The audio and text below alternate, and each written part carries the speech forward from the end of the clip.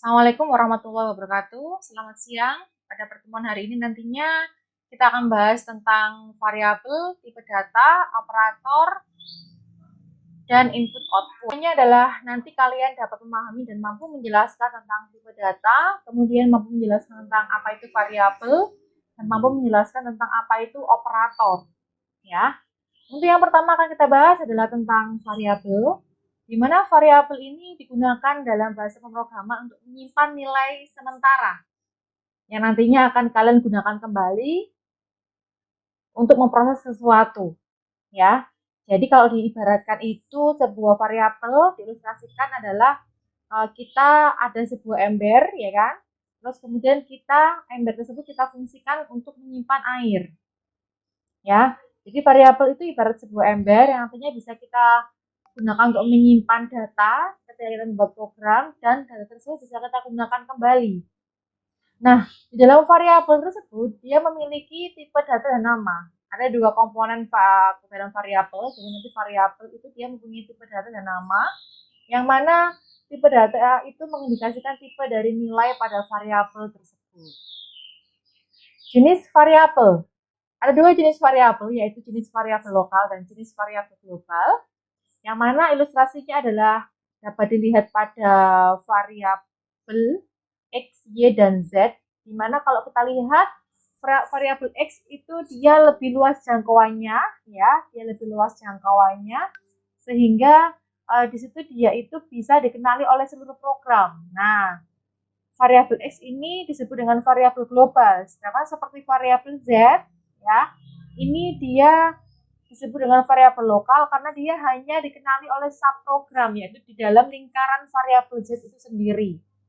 Ya, kalau variabel Y ini kita bisa melihat dari sudut pandang yang mana. Kalau dari program ada di luar variabel X, berarti dia termasuk variabel lokal. Tapi kalau kita lihat dari program yang ada pada variabel Z, berarti dia termasuk variabel global. Seperti itu. Ya. Untuk selanjutnya adalah aturan penulisan variabel, di mana aturannya adalah kita tidak boleh menggunakan kata kunci Java. Ya, kemudian apa yang boleh digunakan? Huruf, angka, garis bawah, simbol. Yang mana sebaiknya nama variabel itu diawali dengan huruf kecil. Ya. Dan apabila variabel lebih dari satu kata, maka setelahnya diawali huruf besar dan tidak boleh ada spasi, ya, untuk penamaan variabel tersebut. Nah, contohnya seperti ini ya. Jadi di sini ada rumusnya, bisa dilihat di situ ya, untuk memberikan nama variabel, di mana ada tipe data, kemudian ada nama, kemudian inisialisasi awal atau nilai awal, ya. Nah, seperti ini ya. Jadi nanti tipe datanya apa, terus namanya apa, kemudian ada nilai awal di sini, ya. Contohnya tipe datanya apa? INT atau integer. Nah, bilang integer ya. Kemudian namanya apa? Contoh var. Sama dengan nilai awalnya berapa? 34. Ada juga yang penulisan variabel tanpa nilai awal. Bisa, boleh, ya kan? Contohnya adalah integer, kemudian tipe data ini ya, kemudian langsung diberikan nama variabel itu sendiri. Contohnya adalah contoh variabel. Jadi ada yang diberikan langsung nilai awal, ada yang nggak diberikan langsung nilai awal. Dua-duanya sama-sama bisa kita gunakan. Ya. Oke, tipe data. Kita lanjut ke tipe data. Di mana ada dua jenis tipe data, ya. Yang pertama adalah tipe data primitif atau tipe data dan tipe data referensi. Nah, sebelum kita membahas perbedaan antara tipe data primitif dan tipe data referensi, nah di sini kalian harus tahu dulu apa sih tipe data. Dari kata-katanya kita bisa simpulkan ya, tipe data berarti jenis data, ya kan? Nanti dalam variabel itu kan tempat untuk menyimpan data. Nah, nanti kita bisa memberikan tipenya apa, data yang mau kita simpan, berarti kita harus memberikan namanya tipe data pada variabel tersebut. Apakah dia berupa angka saja, ataukah dia berupa huruf, atau berupa dua-duanya dan seterusnya. Ya, oke. Nah, yang pertama adalah tipe data primitif. Ya, di sini ada tipe data primitif, ya. Yang mana tipe data primitif ini ada tipe data boolean, ya kan? Kemudian ada karakter, ada byte, ada short, ada integer, ada long, ada float, ada double. Dimana di situ bisa kalian lihat, ya kan, perbedaan antara jenis data yang ada di tipe data primitif. Ketika kalian nanti menemukan tipe data yang bernilai hanya true sama false, berarti kalian nanti menggunakan tipe data boolean. Kalau hanya karakter, ya satu karakter A, B, C, cuma satu karakter, ya kan, atau satu huruf saja, ya berarti dia menggunakan tipe data char. Nah, kemudian ada namanya byte, ya byte itu untuk bilangan bulat. Jadi byte, short, integer, long itu digunakan untuk bilangan bulat. Sedangkan float sama double digunakan untuk bilangan real atau bilangan pecahan. Ya. Nah, kemudian selanjutnya adalah deklarasinya. Contohnya deklarasi variabel, jadi ada pendeklarasian, ada pemberian nilai. Ya, kalau deklarasi variabel gimana? Contohnya adalah integer nilai, double angka, float A, B, C, di mana yang depan sendiri merupakan tipe data, kemudian yang selanjutnya adalah nama dari variabel tersebut. Nah, selanjutnya kita akan memberikan nilai. Bagaimana kalau variabel itu diberikan nilai? Ya sudah, berarti seperti rumus yang tadi sudah kita bahas, ya kan, ada tipe data, nama variabel, kemudian sama dengan nilai awal. Sehingga contohnya adalah integer nilai sama dengan 75 dengan variabel namanya nilai, sebenarnya integer, dan bernilai awalnya adalah 75. Ya, oke. Mencetak variabel. Nah, contohnya mencetak variabel. Di sini ada dua cara untuk mencetak variabel. Kita mau menampilkan variabelnya langsung, ataukah di depan variabel diikutkan sebuah kalimat, ya. Nah, contohnya ini yang atas adalah kita langsung mau menampilkan hasil dari nilai variabel tersebut. Contohnya apa? Sistem out printer nilai, berarti nanti nilai variabel nilai langsung kita cetak. Kalau isinya nilai awalnya nilai itu tadi 75, berarti langsung akan keluar nilai 75. Ya. Nah, kalau yang kedua ini, ya sistem out printer ketik nilai Anda adalah ketik tutup plus nilai. Nah, berarti di sini, ya kan? Berarti di sini nanti, ya, kalian memberikan kalimat awal sebelum mencetak variabel. Jadi semisalnya nilai variabel nilai itu adalah 75, ketika kita menggunakan seperti ini, berarti nanti outputnya adalah nilai Anda adalah 75. Diberikan tanda plus untuk menggabungkan antara apa kalimat karakter dengan variabel yang mau kita cetak sehingga outputnya bisa keluar dua-duanya. Ya, oke. Nah, selanjutnya kita bahas tentang casting tipe data, ya. Casting adalah ketika kita ingin memberikan nilai dari tipe data primitif ke tipe data primitif yang lain. Ya. Jadi ada yang menggunakan widening casting atau otomatis, yaitu mengubah tipe data dari yang ukurannya lebih kecil ke tipe data yang lebih besar. Ya, yang paling besar tadi kan double, yang paling kecil tadi ada byte. Jadi mau kita byte ke short, short ke char, integer, long, float, double, dan seterusnya. Ya. Kalau yang narrowing casting atau manual, ya kan, yang mana kita akan mengubah tipe data dari kecil ukurannya, ya dari yang ukurannya lebih besar ke tipe yang lebih kecil. Contohnya dari double ke tipe byte. Ya, oke.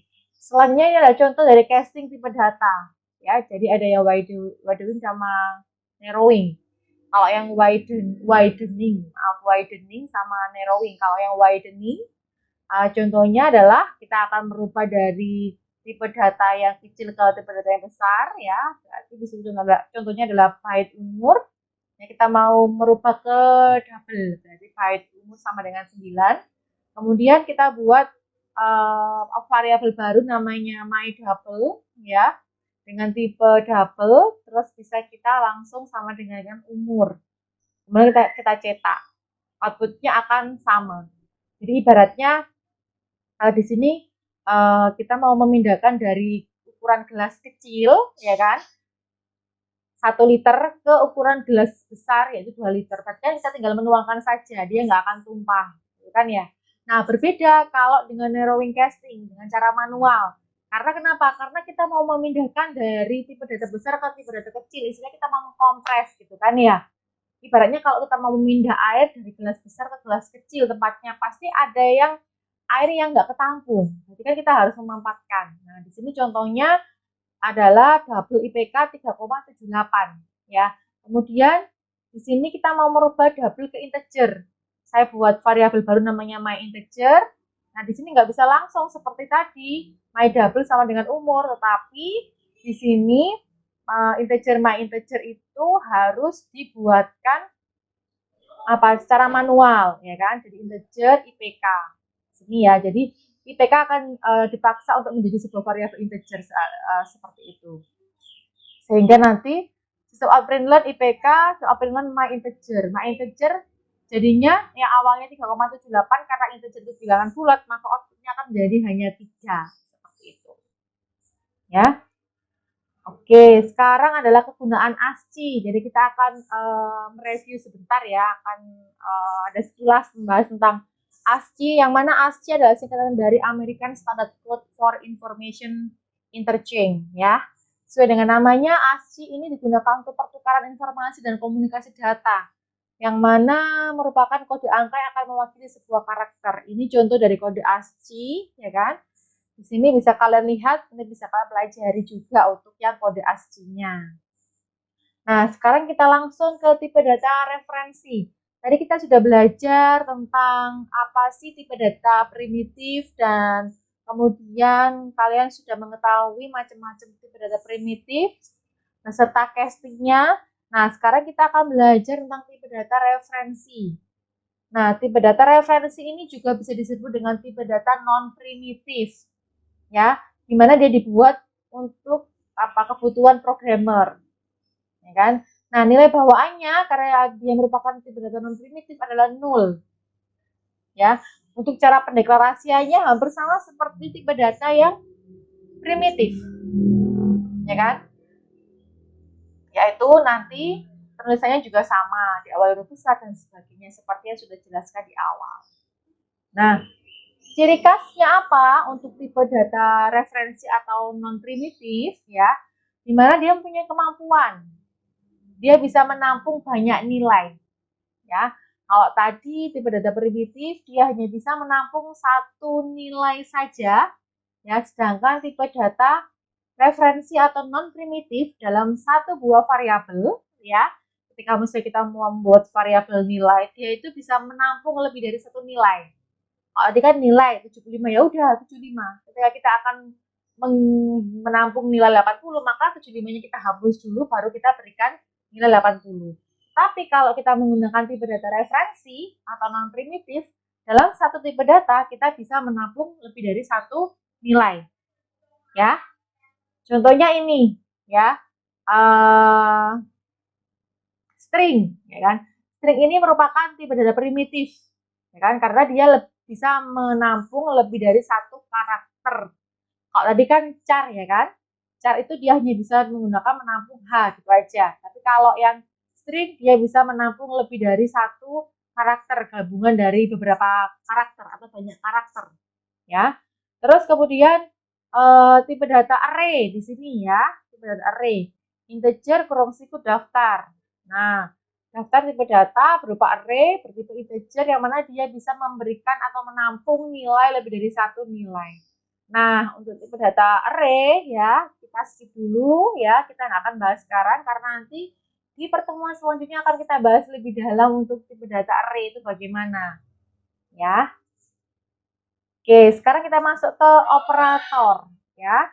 Di sini operator merupakan simbol yang biasa digunakan dalam menulis suatu pernyataan atau statement dalam bahasa pemrograman, yang mana operator akan melakukan suatu operasi terhadap operan sesuai dengan fungsinya. Ya, contoh operasinya bisa melakukan penjumlahan, pengurangan, pembagian, dan sebagainya. Ya, jadi kalian harus bisa membedakan mana operator, mana operan. Kalau kita buat contoh 3 plus 8 kali 4, itu operannya adalah 3, 8, dan 4. Sedangkan operatornya adalah plus dan kali. Jadi kalian harus bisa membedakan mana operator dan mana operannya. Nah, jenis-jenis operator yang akan dibahas dalam pertemuan kali ini ada 6 jenis operator, yaitu ada arithmetic, ada increment decrement, ada assignment, ada relasi, ada logika, ada bitwise. Ya. Nah, yang pertama adalah operator arithmetic. Nah, operator arithmetic ini operator yang sering kita pelajari sehari-hari ya. Jadi dia seperti operasi arithmetic, ada tambah, kurang, kali, bagi, sama modulus. Dari kelima arithmetic operator ini, saya yakin semuanya sudah paham ya. Mungkin yang agak tambahan baru atau berbeda adalah yang modulus atau persen. Jadi modulus adalah sebuah sisa bagi. Jadi seperti halnya kalau 8 modulus 2, berarti kan berapakah sisa baginya 8 dibagi 2? Namanya seperti itu, 8 modulus 2, hasilnya adalah 0. 8 modulus 5, hasilnya berapa? 3. Jadi 8 dibagi 5, sisa baginya berapa? Oh, 3. Bukan hasilnya, tapi sisa baginya. Simbolnya adalah persen kalau di Java. Ya. Oke. Nah, ini merupakan contoh dari operator aritmetik, ya kan? Operator aritmetik yang mana penggunaannya nanti ya bisa kalian coba ketika di praktikumnya. Ya. Oke, kemudian ada operator assignment. Yang mana operator assignment ini digunakan untuk memberikan sebuah nilai ke sebuah variabel. Operator assignment ini hanya berupa sama dengan, ya kan? Yang mana contohnya adalah seperti ini. Ya. Jadi plus sama dengan itu nanti ada operan 1 plus sama dengan operan 2 itu sama dengan operan 1 sama dengan operan 1 plus operan 2. Jadi kan operan assignment ini kita mau memberikan sebuah nilai ke sebuah variabel. Jadi ibaratnya kalau kita punya dua variabel, operan 1 sama operan 2, nama variabelnya, kita mau memberikan nilai ke operan 1 dari hasil penjumlahan operan 1 plus operan 2. Nah, kita bisa menulisnya operan 1 plus sama dengan operan 2. Seperti itu. Begitu juga selanjutnya yang lainnya. Prinsipnya sama. Jadi, assignment di sini digunakan untuk memberikan nilai ke sebuah variabel. Contohnya seperti ini. Ya. Nanti ini juga akan kita coba ketika kita masuk ke pembelajaran di praktikumnya. Ya. Oke. Seperti halnya A sama dengan A plus 5, berarti bisa kita singkat A plus sama dengan 5. Jadi kita mau menambahkan variabel A tersebut dengan variabel nilai awal variabel A dengan apa? Dengan angka 5. Ketika nilai awalnya A itu ya 5, berarti 5 plus 5, maka nilai A selanjutnya setelah ditambahkan 5 jadi 10. Seperti itu contohnya. Ya. Selanjutnya adalah operator relasi. Ya, di mana di sini operator yang nantinya akan menghasilkan hanya 2 nilai saja, yaitu true sama false. Jadi kalau kita ingat true sama false, kita ingat tipe data primitif, yaitu tipe data boolean, yang dia hanya menghasilkan nilai true dan false saja. Ya. Nah, jadi ada lebih dari, ada kurang dari, ada lebih dari sama dengan, kalau ada sama dengan, ada tidak sama dengan. Nah, operator relasi ini nanti biasanya kita implementasikan yang paling sering adalah ketika materi di kondisi atau di percabangan. Kita pasti akan menggunakan operator relasi. Sangat sering menggunakan operator relasi. Ya. Contohnya seperti ini. Jadi ini adalah sebuah contoh operator relasi, ya. Nanti bisa kita praktekkan ketika kita di praktikumnya. Ya. Operator logika. Nah, operator ini nanti ya sama juga, dia hanya menghasilkan nilai true sama false. Ya, ada 3 macam operator logika, and, or, sama not. Nah, operator logika ini nanti dia juga akan kita temukan, akan kita bahas secara lebih mendalam ketika di materi percabangan yang kedua. Jadi ada percabangan 1, percabangan 2. Ya. Percabangan 1 kita juga membahas ini, percabangan yang kedua kita juga membahas yang ini. Nah, contohnya seperti ini ya. Jadi misalnya di N operator ya, ketika kita mempunyai nilai X sama dengan 6, Y sama dengan 3, ya, kemudian kita buat operator logika antara X kurang dari 10, N, Y lebih dari 1. Ada operator seperti itu, ya kan? Maka hasilnya adalah true. Kenapa hasilnya true? Karena Ini kan X-nya 6. Apakah dia 6 itu kurang dari 10? True, ya kan? Terus kemudian apakah 3 itu lebih dari 1? True. Berarti true ketemu true, dia bernilai true. Jadi operator AND dia itu akan bernilai true atau benar ketika kedua syarat tersebut ya dia bernilai true.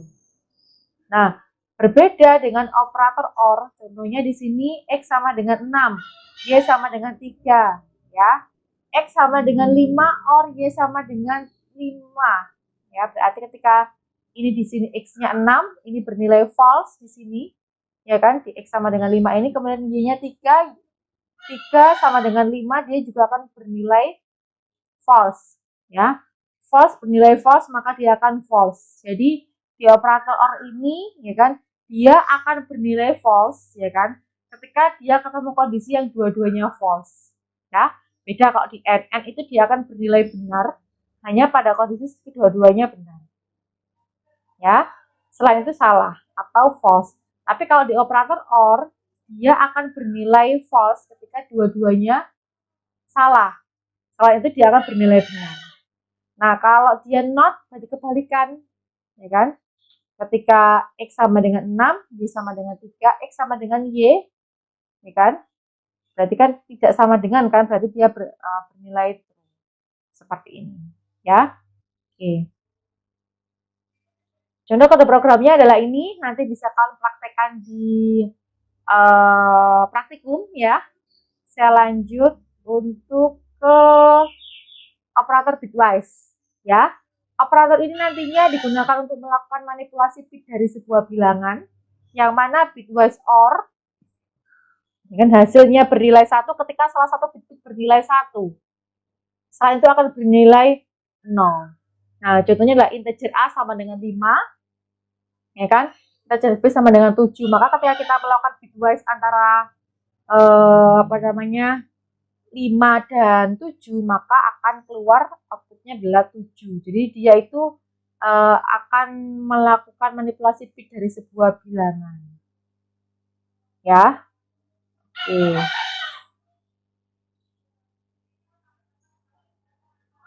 Jadi kita mengenal bilangan biner, ya. Seperti halnya kalau 5 kan 0101, kalau 7 kan 0111.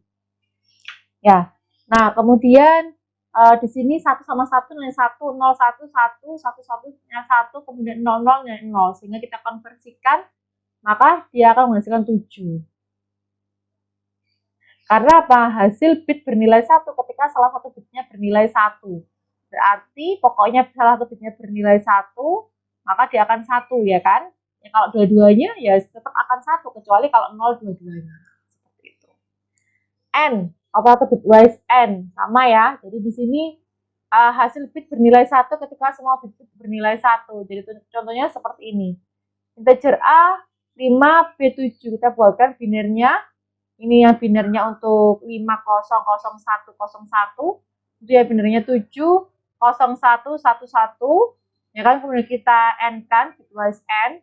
1 sama 1, maka dia akan hasilnya 1. 0 sama 1, maka hasilnya akan 0. Kemudian 1 dan 1, maka hasilnya akan 1. Kemudian 0 dan 0, maka hasilnya akan 0. Sehingga ketemunya adalah 7. Ketemunya adalah outputnya adalah 5. Ya, outputnya adalah 5. Ya. Oke. Bitwise XOR, ya.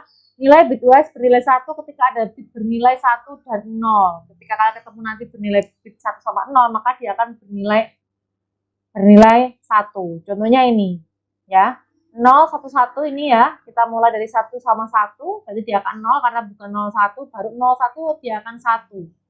Dan seterusnya, maka hasil outputnya nanti adalah 0, 1, 0, 1, 0, 0, 1, 0 akan menjadi 2 ya, bukan 7 nih ya, ini typo. Oke. Nah, selanjutnya adalah operator bitwise complement. Nilai bit yang berkebalikan ketika nilai bit bernilai 1, maka menghasilkan 0. Sedangkan bernilai 0 menghasilkan 1. Nah, seperti ini. Ketika 1, maka dia akan menghasilkan 0. Ketika 0 akan menghasilkan 1. Ketika 1 akan menghasilkan 0 dan seterusnya. Ya. Nah, selanjutnya kita masuk ke flowchart. Ya, nah flowchart ini sangat penting kita gunakan ya sebelum kita membuat sebuah program. Ya, alangkah lebih baiknya kita membuat sebuah flowchart untuk memudahkan kita membuat sebuah program. Apa sih flowchart? Ya, flowchart merupakan sebuah bagan dengan simbol-simbol tertentu yang digunakan untuk menjelaskan urutan proses dan hubungan antar proses lainnya pada sebuah program. Jadi kalau dari deskripsi penjelasannya, maka dapat kita ketahui bahwa flowchart itu dia berisikan simbol-simbol yang nantinya dia menjelaskan alur sebuah program. Ya, nah simbol-simbolnya apa saja? Di sini akan dijelaskan simbol flowchart yang paling sering digunakan. Yang pertama ada terminator berbentuk oval seperti itu, bisa kita lihat juga seperti ini. Yang mana dia digunakan sebagai start sama end. Nah, kalau yang preparation atau bentuknya seperti ini, dia digunakan untuk menyimpan, ya kan, untuk persiapan atau preparation, menyimpan variabel-variabel yang akan digunakan dalam satu proses dalam program tersebut. Nah, kemudian jajar genjang, namanya adalah input dan output, digunakan sebagai simbol untuk menuliskan input dan output. Sedangkan ada flow line atau garis alir, dia digunakan untuk menghubungkan antar simbol. Selanjutnya ada yang namanya proses simbol, ya kan, processing simbol, yang mana ketika proses simbol ini, ya kan, processing simbol ini dia digunakan untuk memproses ya suatu proses. Ingat kita kemarin ada input, output, sama proses. Nah, di sini kita gunakan proses ini kalau ada proses dalam algoritma kita, ya. Kemudian selanjutnya ada percabangan, digunakan untuk menentukan menuliskan sebuah algoritma yang dia menggunakan algoritma percabangan. Ya, terdapat dua pilihan yang nantinya bernilai true sama false. Nah, di sini ada on page connector sama off page connector. Kalau on page berarti dia penghubung satu halaman. Kalau off page connector dia penghubung dua halaman. Nah, kemudian ada predefined process. Nah, predefined process ini digunakan untuk apa? Digunakan untuk melaksanakan suatu bagian atau proses atau fungsi atau prosedur. Jadi nanti kalau kita dalam program kita ada subproses atau ada fungsi atau function ya, maka kita bisa menggambarkannya menggunakan yang namanya predefined process. Nah, ini contoh flowchart ya. Ada sebuah contoh studi kasus, misalnya Pak Adi mempunyai sebuah kebun berbentuk persegi panjang. Kemudian kalian disuruh untuk menghitung luas dan keliling kebun Pak Adi. Nah, di sini kita menggunakan button mouse simbol mulai, kemudian ada preparation ya di sini. Untuk apa preparation? Digunakan untuk mempersiapkan variabel apa saja yang bisa kita gunakan dalam satu proses berjalannya flowchart tersebut. Ada panjang, lebar, luas, sama keliling, karena yang dicari apa? Yang dicari kan luas sama keliling. Berarti kita juga nanti membutuhkan variabel untuk menyimpan luas sama keliling. Kita juga membutuhkan variabel untuk menyimpan panjang dan lebar. Kemudian selanjutnya ada input. Apa yang diinputkan? Inputnya adalah panjang dan lebar. Berarti dituliskan input panjang dan lebar. Kemudian ada proses. Kita menggunakan persegi panjang. Ya, prosesnya apa? Oh, dia menghitung luas dan keliling. Ya kan? Berarti luas panjang kali lebar, keliling 2 kali panjang plus lebar, ya. Kemudian baru kita menampilkan luas dan keliling menggunakan persegi, menggunakan jajar genjang. Kemudian kita berikan simbol N atau selesai. Itu contoh dari flowchart, ya. Oke. Nah, selanjutnya ini contoh dari penggunaan on page connector. Jadi kalau misalnya kita menggambar atau menuliskan flowchart, ya, terus dalam satu halaman, terus nggak cukup kita mau melanjutkan tetap dalam satu halaman, ke samping kanan atau kirinya, maka kita bisa menggunakan on page connector. Contohnya ini, kita setelah start, integer sisi sama luas, preparationnya, kemudian menginputkan sisi, ini nggak cukup. Nah, kita buat on page connector dengan simbol lingkaran, kita beri nama A, kemudian di sebelahnya kita lanjutkan lagi dengan menggunakan on page connector, kita berikan nama A juga, karena di sini juga A menandakan bahwa ini kelanjutan dari flowchart ini. Kemudian kita tuliskan alur dari flowchart selanjutnya. Itu contoh on page connector, ya. Berbeda dengan off page connector. Kalau off page connector dia digunakan untuk menghubungkan flowchart di dua halaman yang berbeda. Ya, di halaman yang berbeda. Contohnya apa? Contohnya kalau kita sudah menggambarkan foto dalam halaman pertama, terus nggak cukup, maka kita lanjut ke halaman yang kedua, maka kita bisa menggunakan penghubungnya adalah off-page connector. Simbolnya seperti ini. Jadi contohnya kencangkan baut dengan obeng, ini nggak cukup ya misalnya. Terus kita menggunakan off-page connector, kita berikan nama 5. Di halaman kedua kita menggunakan off-page connector lagi, kita berikan nama 5 yang menandakan bahwa dia kelanjutan dari flowchart di halaman 1. Kemudian kita lanjutkan dengan proses-proses selanjutnya. Ya, itu contoh dari penggunaan on-page sama off-page connector. Nah, selanjutnya kita akan membahas tentang penggunaan inputan pada Java. Nah, nanti di praktikumnya kita juga akan membahas tentang inputan pada Java, yang mana untuk membaca input dari keyboard, maka kita harus melakukan import library scanner di Java. Ya, bagaimana caranya? Di bagian atas program sendiri nanti kita akan menuliskan apa? Import Java User Scanner. Ini yang saya bold ini ya. Jadi kita akan menuliskan import Java User.Scanner di program paling atas sendiri. Ya. Selanjutnya nanti di dalam program mainnya, setelah public static void main string args, maka kita akan mendeklarasikan atau membuat objek dari scanner yang sudah kita import. Ya, rumusnya nanti scanner. Nah, ini nama objeknya, ya. Kemudian sama dengan new scanner system, yang boleh diganti adalah yang SC-nya ini. SC ini boleh kalian ganti dengan nama input atau A atau B atau C, yang lainnya nggak boleh. Karena yang lainnya ini dia memanggil kelas scanner yang sudah kita inputkan menjadi sebuah objek namanya SC, sehingga nanti kita bisa memasukkan inputan menggunakan keyboard ke program kita. Ya. Nah, selanjutnya ya, dalam inputan scanner kita juga harus memperhatikan ya bilangan apa yang kita deklarasikan dalam variabel yang kita gunakan. Nah, kalau bilangan bulat maka kita bisa menggunakan next in. Ya. Kalau dia bilangan koma maka kita bisa menggunakan next float. Ya, atau next double kalau dia double. Ya. Kemudian kalau dia berupa teks kita bisa menggunakan next line. Kalau teks berarti dia berupa bilangan karakter atau string. Seperti itu.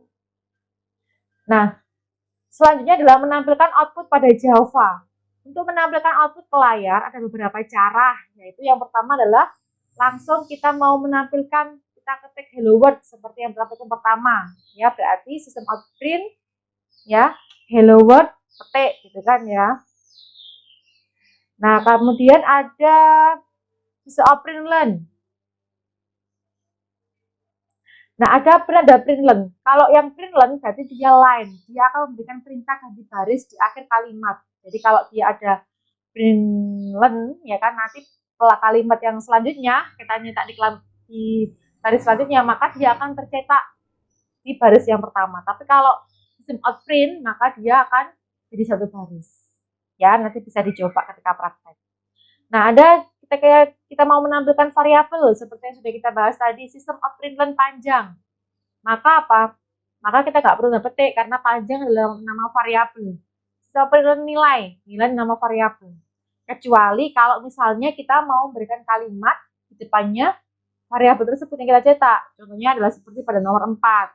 Jadi ada sistem out print learn, ada panjang segi 4, kemudian plus panjang. Nah, di mana plus ini digunakan untuk menyambungkan antara kalimat yang mau kita cetak sebagai awalan dengan variabel yang mau kita gunakan untuk menjadi outputnya seperti